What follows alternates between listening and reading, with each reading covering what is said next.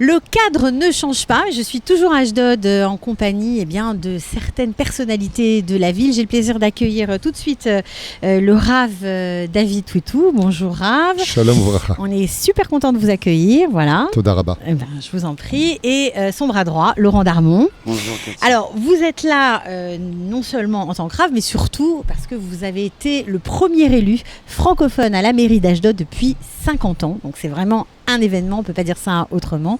Alors vous êtes, on va dire, directeur de la commission des affaires sociales de la mairie. Vous avez beaucoup de casquettes.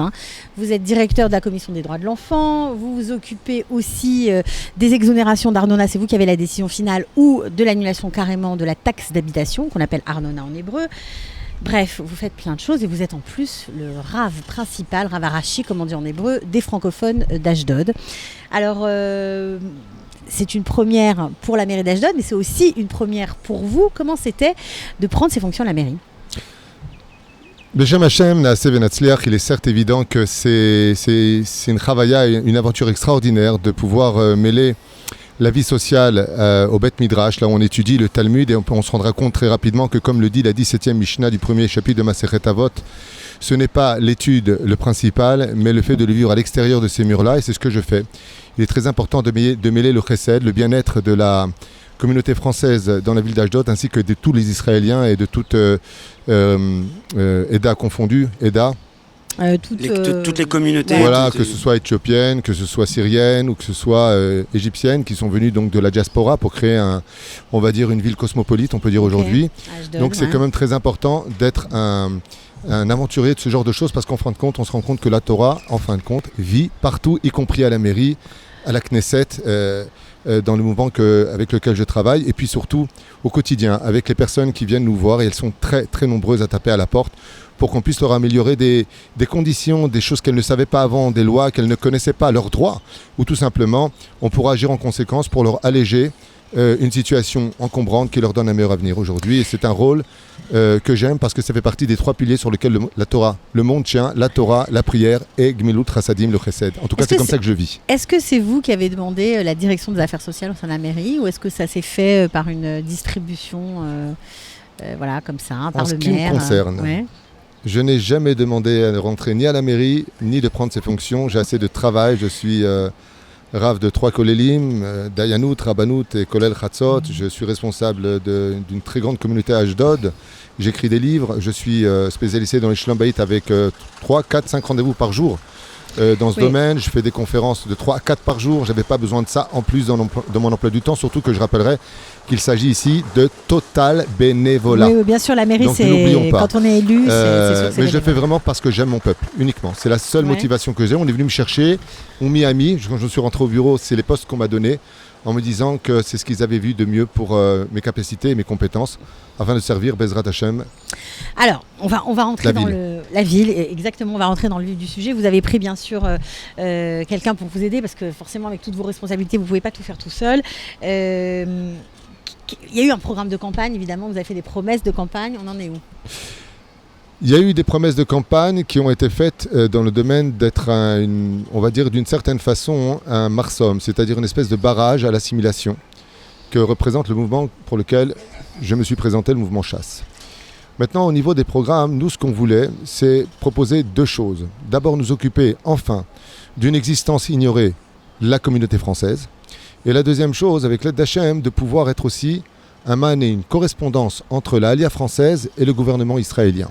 Parce que d'être un élu français qui a le droit de rentrer dans certains bureaux, aucun citoyen ne pourra rentrer, pour exprimer, expliquer, apporter les dossiers, eh bien c'était notre challenge. Vous représentez à l'intérieur, jusqu'aux oreilles du maire s'il le faudra, pour Bezrat Hashem être une réponse à tellement de questions qui sont restées ignorées de la communauté française, qui n'est pas peu. Je rappelle qu'il y a presque 20 000 Français dans la ville d'Ashdod, et qu'il était temps qu'on soit représenté, grâce à Dieu, grâce à un effort fourni. Francophones, 20 000 francophones. Oui, je parle des francophones. Il y a des gens qui viennent d'Afrique du Nord, etc. Oui, non, je parlais de la francophonie.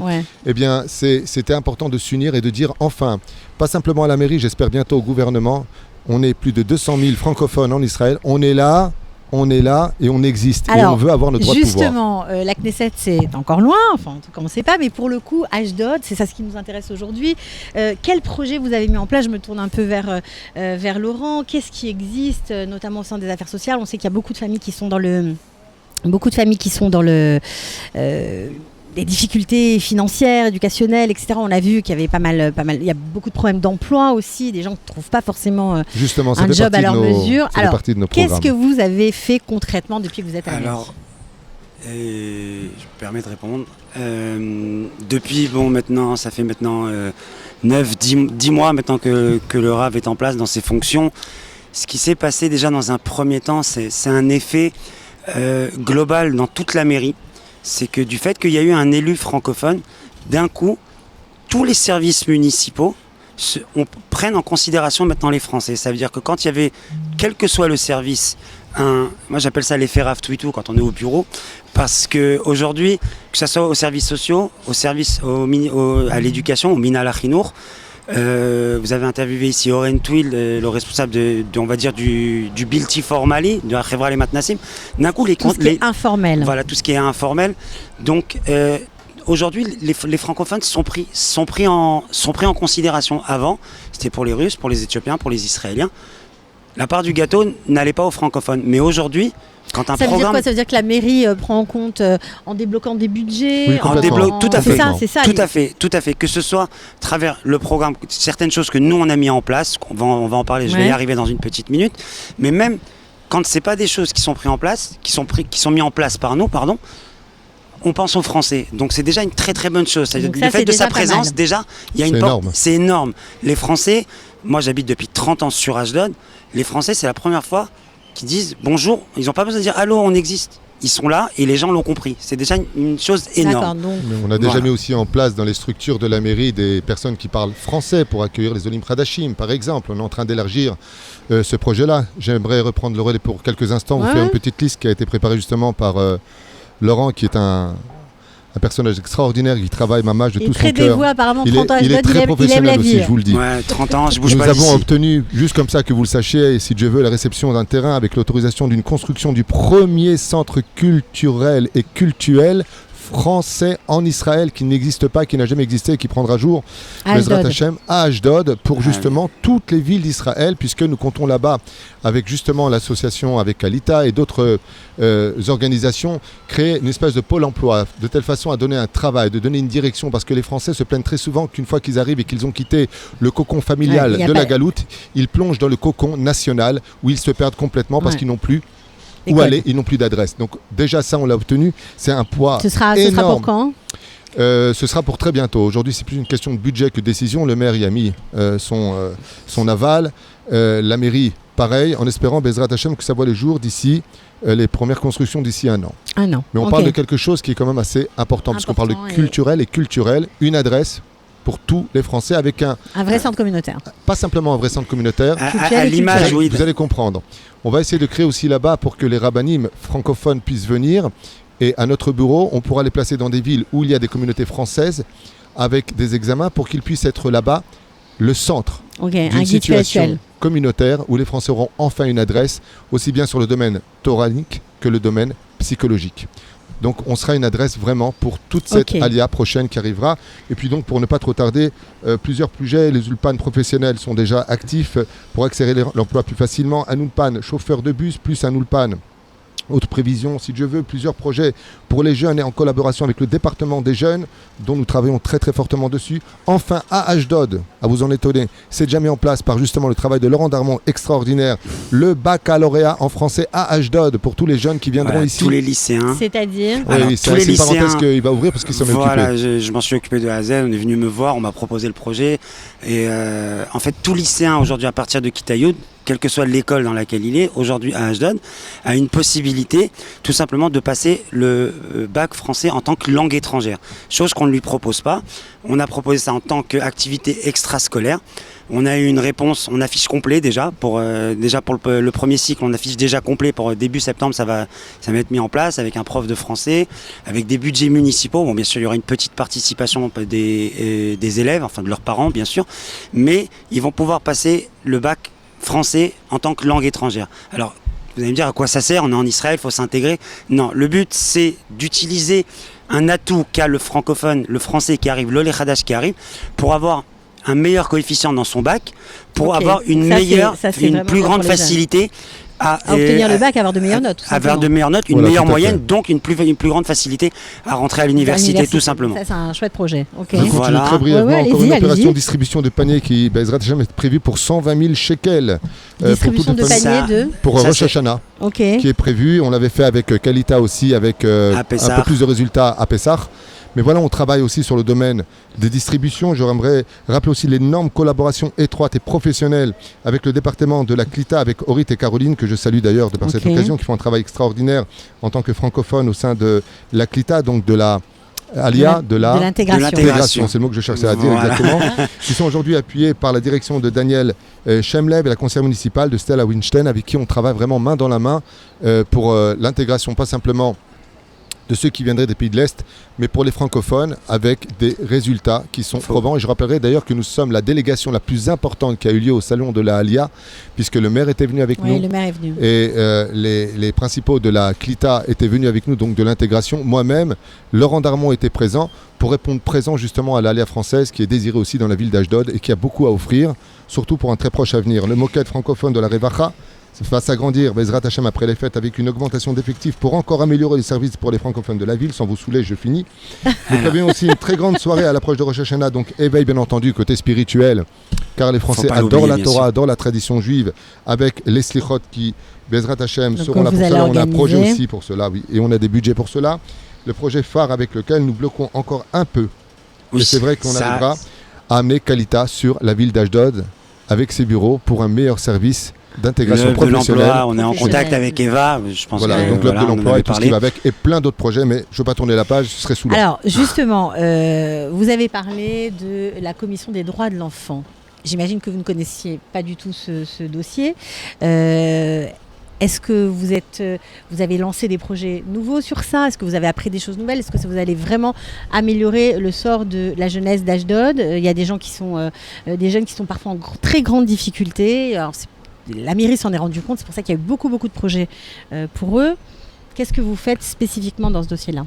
En tant que responsable de ce dossier que j'ai découvert à la mairie, d'abord et avant tout, j'aimerais les féliciter parce que je trouve qu'il y a un professionnalisme pédagogique exceptionnel que j'ai découvert et avec lesquels je suis resté en émoi face à des réponses, à des psychologues, à des gens que je ne soupçonnais même pas d'exister à la mairie, qui font un travail jour et nuit avec toutes sortes de bureaux différents que j'ai découverts. Mon avantage face à mon ignorance de ce dossier, c'est que je suis éducateur depuis plus de 20 ans. Et donc, c'est pas que je suis complètement perdu, je suis perdu par rapport aux lois, on va dire, de la mairie, mais pas perdu par rapport à l'enfance, puisque moi-même, je suis éducateur. Mais j'ai découvert tout simplement que la jeunesse, aujourd'hui, avait perdu les valeurs minimales et principales, voire fondatrices de leur vie de jeune homme dans la ville. C'est ce qu'on appelle la maison juive, c'est-à-dire la famille. Quand on les entend parler, c'est ce que je leur ai dit, mais vous voulez des lieux de rencontre pour jeunes, vous voulez sortir jusqu'à 3h du matin, mais la famille, elle est où? Et je pense que si on veut en tout cas régler le problème de la jeunesse, il serait temps de parler aux parents. Et c'est pour ça que j'ai prévu, avec justement le rôle que j'ai à jouer, une grande réunion avec les parents, avec les jeunes, quartier par quartier, lieu par lieu, afin de parler des problèmes sociologiques, professionnels, éducatifs, et malheureusement cette énorme, terrible, on peut dire épidémie, qu'est le divorce aujourd'hui. Il y a énormément de jeunesse, pas que Ashdod, en France aussi, je le rappelle, on m'appelle tous les jours, on m'appelle à Sarcelles en me disant vous venez, c'est l'hécatombe, je reviens de Marseille, c'est l'hécatombe. Ce n'est pas un effet Israël, il y a un effet mondial où on arrive à 43% de divorce selon la Rabbanout Arashi. Bien entendu, chacun a son chiffre, moi c'est celui que j'ai obtenu. Et il y a un réel problème, c'est que tant que dans les maisons on n'aura pas une harmonie, un shalom, un amour, ce que nos parents un peu quelque part nous ont donné à nous, eh bien il est évident que la jeunesse n'aura plus de repères, puisqu'en général quand on sort de chez soi, c'est qu'on n'est pas bien chez soi. Donc ils sortent dehors, ils sont un peu perdus et on essaie de travailler énormément avec des psychologues qui sortent dans la rue, parler avec les jeunes la nuit jusqu'à 2-3 heures du matin pour essayer de trouver une réponse à cela. Et combien même on leur donnerait des moadoniotes, on va dire des clubs pour les accueillir l'après-midi. Voilà, et bien que ce soit encadré et surtout canalisé, parce qu'ils sont vraiment malheureux et perdus pour certains, et puis de l'autre côté, il ne faut pas oublier qu'il y en a plein qui sont heureux. Je rappelle qu'Israël est à la 17e place de la jeunesse la plus heureuse du monde. Oui, c'est vrai, il ne faut pas non plus non, faut pas l'oublier, mais vous avez un sujet lourd, vous vous occupez d'un département lourd, donc où il y a des problèmes. Il y a beaucoup de divorces, mais je vous affirme que j'ai tout le mois d'août des mariages à faire. Tant mieux, alors, donc grâce à Dieu, tout va bien. Alors justement, Laurent, on va finir avec vous. Vous avez accepté adopté. Pourquoi? Parce que vous adorez Ashdod, parce que vous connaissiez le Rav Twitou, parce que vous aimez ce sujet-là. Il faut connaître tout mon parcours pour comprendre comment j'en arrive là. Mais en 2 mots, oui, moi je suis un amoureux inconditionnel de la ville d'Ashdod. Moi, ça fait 30 ans que j'habite ici. À part une petite parenthèse de 5 mois à Tel Aviv où j'en étais malade. Quand les gens partent en France une semaine, disent j'ai le mal du pays, ça me manque Israël. Moi, je sors d'Ashdod, j'ai un petit peu le mal de la ville. Moi, je suis un amoureux inconditionnel de cette ville. Qu'est-ce que vous aimez faire ici? J'aime y vivre. Moi, il y fait bon vivre à Ashdod. Ça veut dire quoi? Ça veut dire que on a les mêmes problèmes que partout aussi. Les problèmes de Parnasse, ils sont pas spécifiques à Ashdod, ils y sont partout. Mais on est bon. Moi, j'ai mes repères ici. On a une très très bonne communauté ici. On a vraiment une vraie arva, une vraie fraternité dans cette ville. On le sent. On a des repères aussi au niveau toranique. Moi, j'ai trouvé mon Rav quand j'ai fait ma tchouva. C'est vrai, le Rav Twitou. Oui, ça a été un ancre pour moi. Mes enfants aujourd'hui grandissent dans cette ville. Je découvre aussi tout le système scolaire pour les petits enfants, pour les enfants de bas âge, et je vois qu'on est vraiment très très bon, on est vraiment très très bien placé. J'ai eu des affaires aussi dans cette ville. Baruch Hashem, la ville, elle sourit à la personne qui vient. En plus de ça, aujourd'hui, la mairie, elle ouvre les bras vraiment aux francophones. J'ai envie de dire, je vais faire un peu la propagande en disant venez vivre à Ashdod. Non, je pense que toutes les interviews que vous avez aujourd'hui, tout au long de votre journée, c'est vrai qu'ils sont fans. J'avoue que personne ne m'a dit, même ceux qui n'aimaient pas la ville d'Ashdod lorsqu'ils y sont arrivés, et ben finalement, moi, j'ai vécu 20 ans à Jérusalem, je suis arrivé à Ashdod, et Jérusalem est incomparable à mes yeux, elle est unique, c'est la capitale de tous les cœurs juifs. Okay. Et j'avoue que depuis que je suis arrivé à Ashdod, j'ai eu le mérite de pouvoir acquérir ma maison, donc d'acheter ma maison à Ashdod, et si je l'ai acheté, c'est parce que je compte m'y installer, parce qu'on vit vraiment bien. Ashdod, c'est moi ce que j'appelle la petite Los Angeles. Toutes les rues sont quadrillées, il n'y a pas d'embouteillage, il fait beau tout le temps, les gens sont sympathiques, et en plus de ça, il faut savoir que sur le domaine professionnel, c'est une des villes qui réussit le mieux de toutes les villes d'Israël. On a été quand même classé la ville la plus yédidoutit, la plus sympathique. La plus sympathique pour les petits commerces en Israël par le Misrad HaKalkala. C'est arrivé la semaine dernière. Ça c'est bon à savoir. Donc, voilà, il faut savoir que quelqu'un qui a un petit commerce, la meilleure ville pour ouvrir son petit commerce, c'est justement Ashdod. Alors je ne dis pas faites votre alia et le lendemain ouvrez un petit commerce. J'en ai vu trop qui ont fait cette erreur. Ouais. Et les pauvres, il y en a certains qui sont repartis, donc non, c'est pas du tout mon conseil. Prenez le temps, apprenez les choses. Il y a beaucoup de structures ici sur Ashdod pour vous aider, si c'est des structures à la Revacha, pour aider justement les petits commerces, pour l'encouragement à l'entrepreneuriat. Voilà. Je sais que vous aussi, Kalita, vous avez aussi des conseils avec des francophones spécialistes en la matière. Je suis en contact avec vous tous les jours à ce niveau-là. Il y a quoi faire. Bien sûr, faut pas prendre les choses telles qu'elles sont en disant bon, j'ai réussi en France, je vais arriver ici, je vais tout gagner, mais on peut réussir. Il y a beaucoup d'histoires de succès dans cette ville, de gens qui ont réussi. Hôpital nouveau, le nouveau port international qui va ouvrir, nous avons l'université qui va ouvrir, nous avons les Chinois qui investissent dans la ville d'Ashdod avec des 60 étages. On peut dire que l'avenir à Ashdod n'est pas simplement ensoleillé, elle est très prometteuse. Et bien on va finir comme ça. Merci beaucoup d'être venu, à très bientôt. Toda Rabba. Ciao. Toda Rabba.